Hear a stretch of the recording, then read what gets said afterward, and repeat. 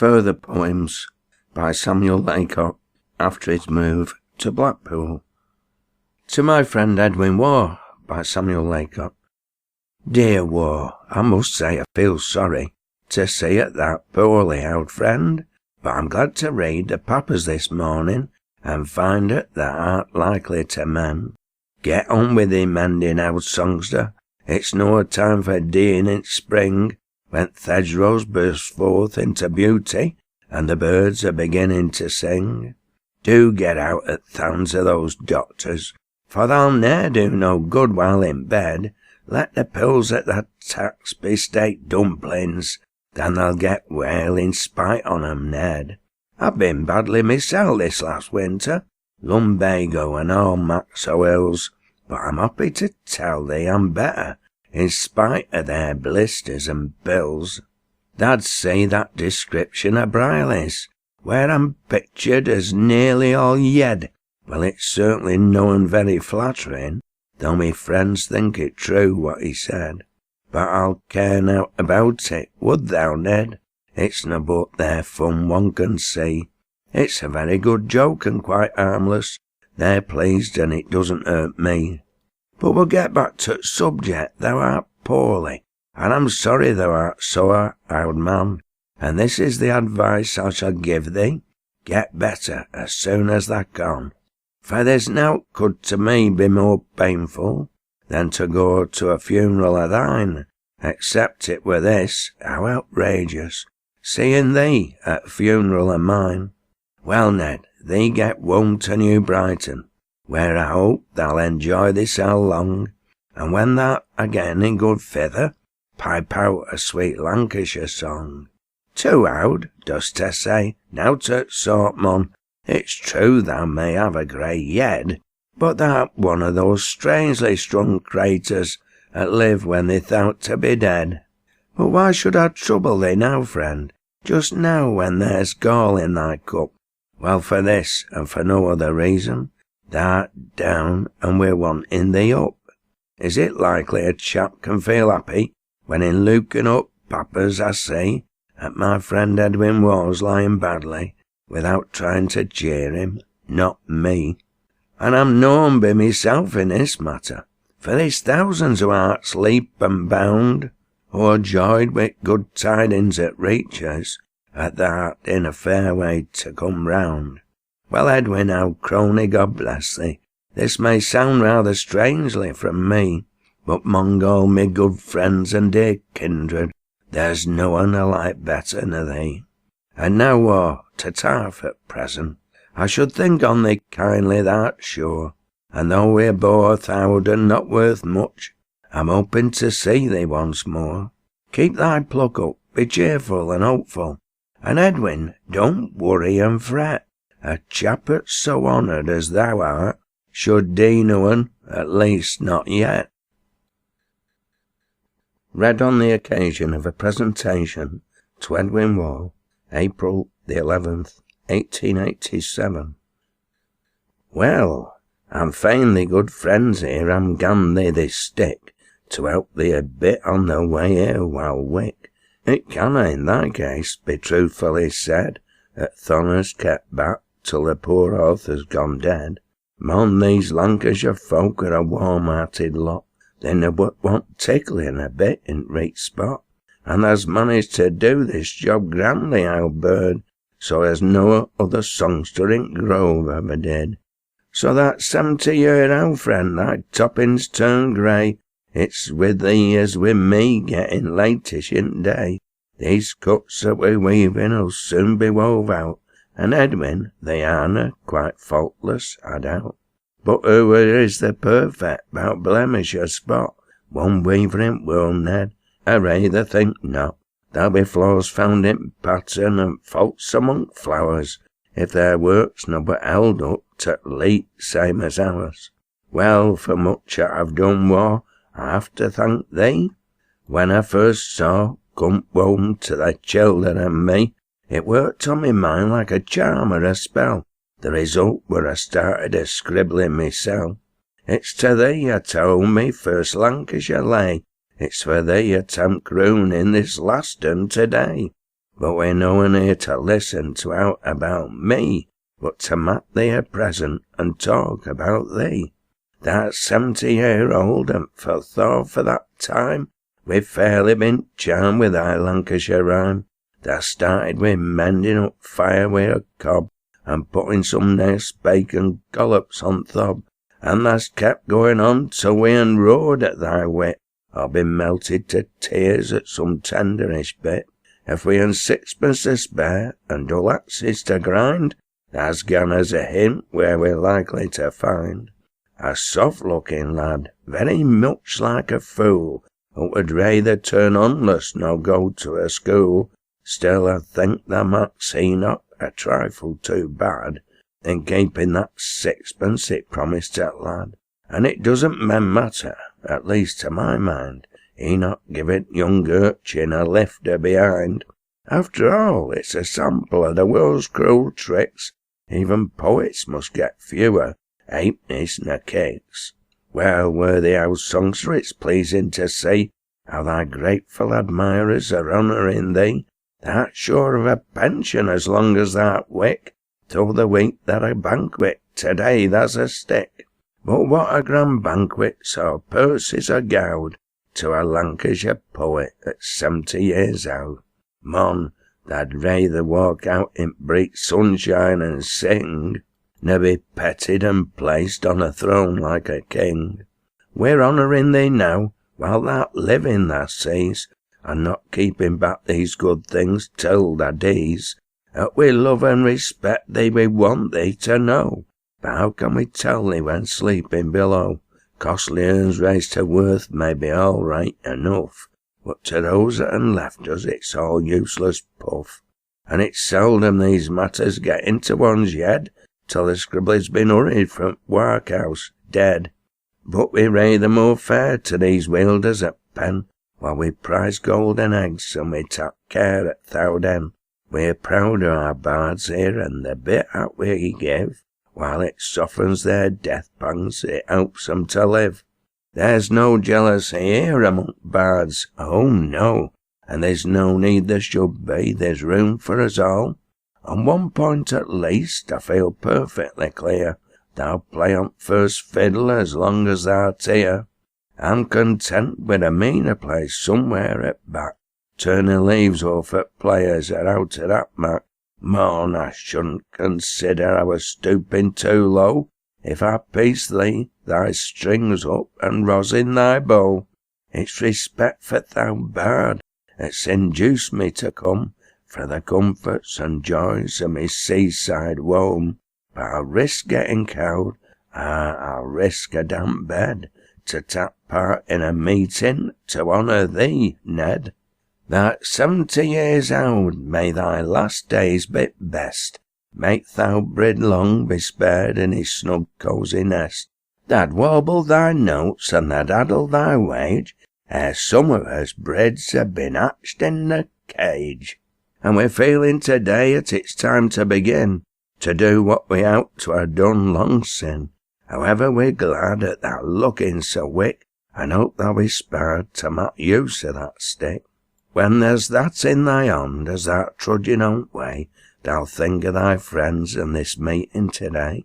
And no doubt thou'll have learned from peasants with brow that there hasn't been living and thinking for now. But a country that's the honour of giving thee birth has decided, though late, to acknowledge thy worth. Perhaps we may venture to hope and expect that they'll kindly forgive us for past neglect. I'm obliged to me friends here for being so kind as to give me this chance to unburden me mind.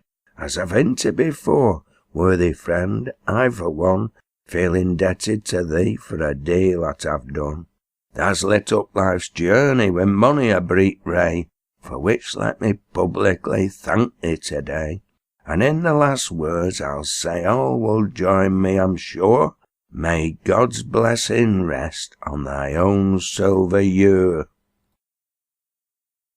To my friend Isaac Bardsley, by Samuel Laycock. In those lines that thou sent, which I'm sure are well meant, that tells me I am no to fret. If I'll follow thy plan, and a tenth in a man, I've other 10 years to live yet. Well, I try all I can to be cheerful, but mon, I find it vast hard, I can tell. It's a terrible task, and I'm tempted to ask if tha's ever been poorly thyself.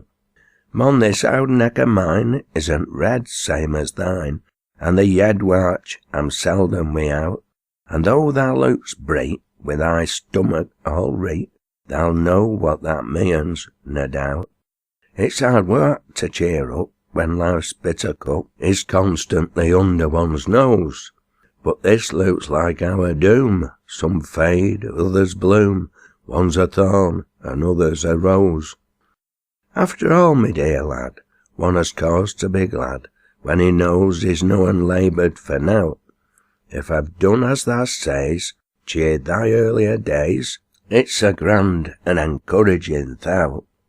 When they calls me a bard, says me song bout and yard, as both please folk and mended 'em too, and at Jamie Whip Bell has made thousands to yell, now that's just what I meant 'em to do. Then thou names other rhymes that I've published at times, Bonnie Brid, Ode to the Sun, Thee and Me, and thou'rt bold to proclaim thou's a lad to me fame, but that's hardest to tell, we shall see. The next thou calls me a preacher, a plain homely teacher, whose sermons contain good advice. Well, I've tried, I must say, in my own humble way, to give you both medicine and spice. Then thy name's looking back upon life's rugged track, and says it must cheer a chap's mind, to know what he's writ must have helped folk a bit, and thus lighten the cares of mankind. Well, good night, dear friend be, and I'll try not to dee, till I've finished me work here below, and when yonder aboon I strike up a new tune, there'll be somewhere about me, I know. To Henry Nutter, on receiving a volume of his poems in 1890. Dear Nutter, accept me best thanks for thy book, and I'll tell thee what, mon, thou'rt a capital cook, or thou wouldn't had the wisdom and wit to invent such a wonderful banquet as this that thou sent. And the man that can't sit down and have a good feed, well, he must have an awful bad stomach indeed. The food's wholesome and easy to tack, and what's the best, it winna lie heavy, it's sure to digest. Like me, thou's employed a good deal of thy time in treating thy friends to epistles in rhyme, but while thou may be blamed for producing bad verse, I've been turning out stuff that's 1,000 times worse. Well, thou writes with thy heart quite as much as thy head, for thou said a good word about some that are dead. Among others thou mentions Job Hartley, I see, about whom thou seems to have same opinions as me. Hast heard out of Job sin he left top at town? Poor Job, mon, he hardly knew where he were bound. Let's hope he's arrived in some happier sphere than none he longed for assault when here. What a lot of strange subjects thou's touched in thy strain. How Matty will have it thou's Burnley on brain. There's birthdays and weddings and dinners and trams, all coming for praise. There's not one at the dams. There's rhyming epistles too young and too old, even drivers who engines aren't left out in Cowle, while the women, a tough changed their mind, as we see, are sure of an able defender in thee. But this isn't what I were wanting to say, when these subjects as treated allured me away.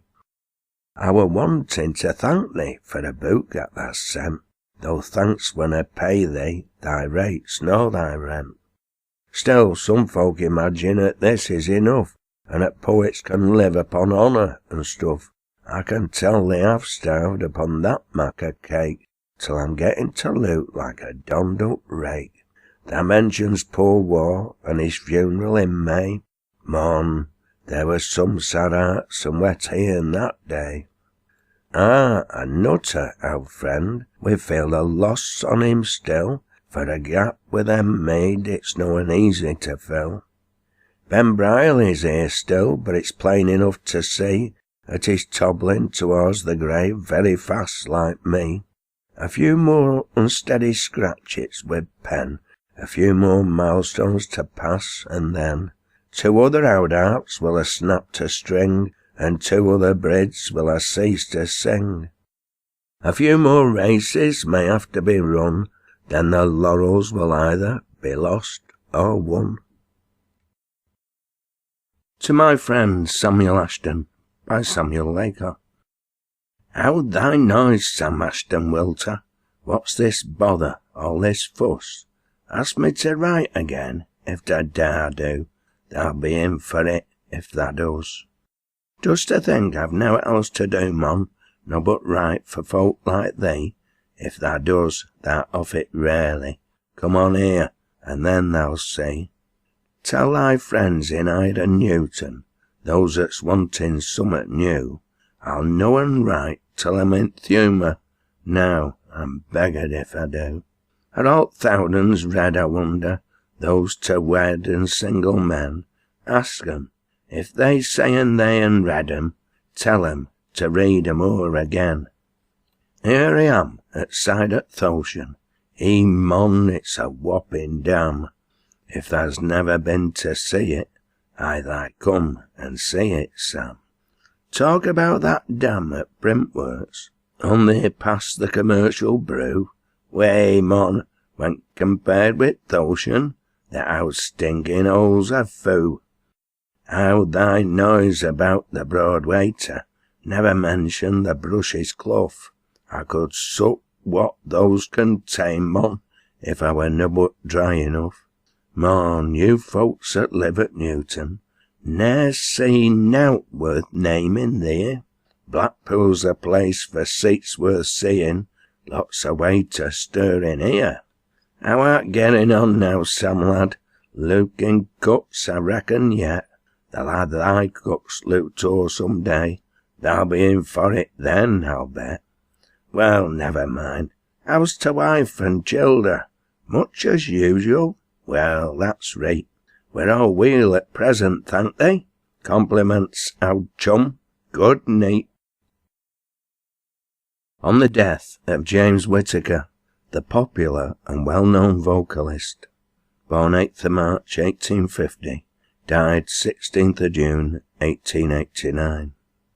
When one's friends are cast down with bereavements and cares, and their hearts are nigh broken with grief, it's a difficult matter to know what to do, to console 'em or give 'em relief. And this is the position I'm in just now, for I've friends that are mourning their loss, and I'm anxious to help 'em as much as I can, while they're bearing their heavy cross. But when troubles o'ertake us, how helpless we feel, and can do nowt but murmur and groan. If we try to help others, we stagger because we're o'erburdened with cares o' our own. Well, it's strange that a songster so charming and sweet should be ta'en away from us so soon. But it may be it's all for the best, and let's hope that he's singing in mansions aboon. You han been favoured at Failsworth with 2 men at least that have made life more joyous and bright. I refer to the esteemed and renowned Abba the Yate, and the dear friend that's just gone out a seat. And though you sit wringing your hands in despair, you han surely some cause to rejoice at what Brierly's so cleverly done with his pen, and James Whittaker's done with his voice. No doubt you'll feel proud of your notable pole, and your handicraft's often been praised. But there's one thing you ought to feel prouder on still, and that is the grand men that you han raised. It's likely enough that you'll murmur and fret, for one of 'em's knocked out of tune, and the other one's toddling slowly about, and must finish his journey soon. You'll excuse me, I hope, for intruding now, for I couldn't help penning a line, to tell you if sympathy meets your case, you're heartily welcome to mine. and it's all I can give, and all that you need, for riches can never console. Where death's been and hurried some loved one away, nor mak a poor broken heart whole.